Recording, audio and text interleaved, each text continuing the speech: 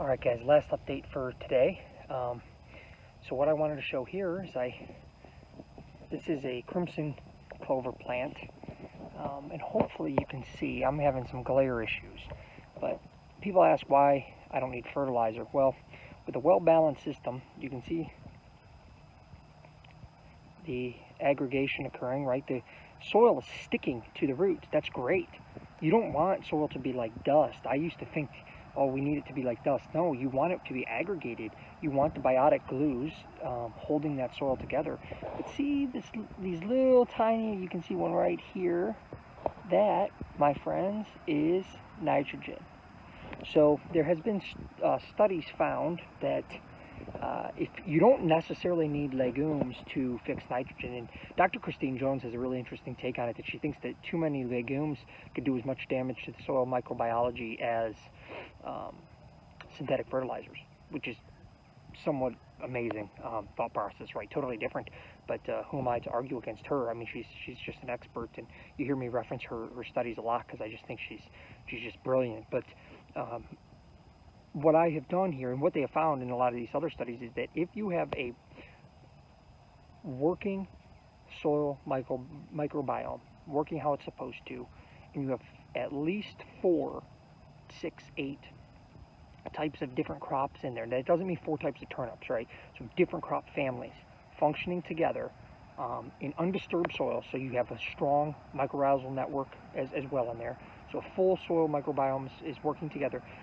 There will still be, the bacteria will be present in the soil, in the rhizosphere, as they like to call it, where the roots are growing, to fix atmospheric nitrogen. So you have about, I think it's 32,000 tons of atmospheric nitrogen per acre available to be fixed.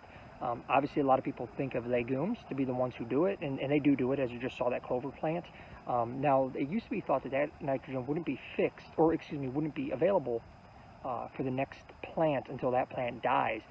But more studies have found that through some of the cycles, like Rhizophagey Cycle, which is Dr. James White, there's some good webinars by him and others.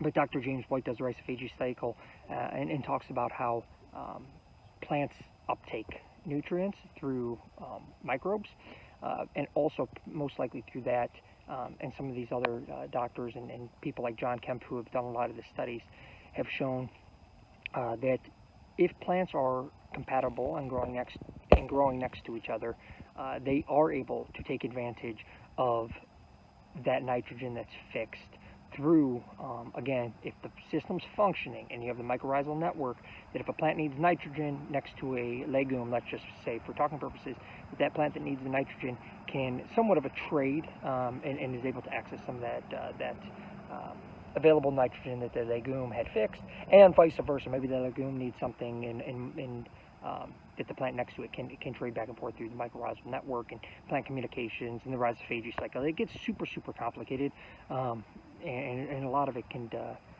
just be overwhelming, right? Analysis or paralysis by analysis or whatnot. But wanted to highlight that. I think it's really neat to kind of get down, get your hands dirty, and sometimes it's good to read all the stuff from the PhDs, but sometimes it's even more beneficial to just get down and look at the soil and what's it telling you.